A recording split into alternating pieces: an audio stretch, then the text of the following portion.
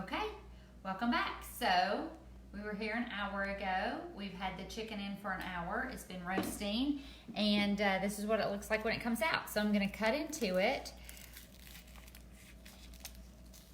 with my grandmother's trusty knife, and I'll pull off some of the breast. What I would do here is I would let it rest for a couple of minutes, and maybe 10 minutes or so, and then I would start cutting it.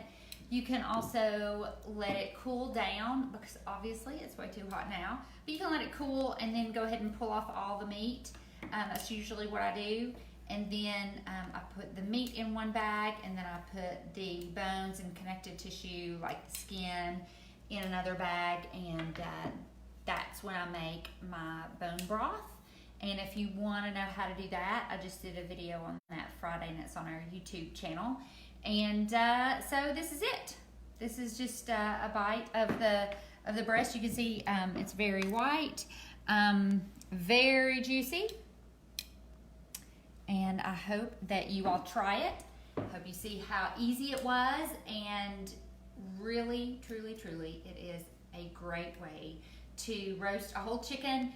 No muss, no fuss, no measuring, super, super easy. Call me, text me, email me, hit me up here on Facebook, or on Instagram, all the things if you've got any questions.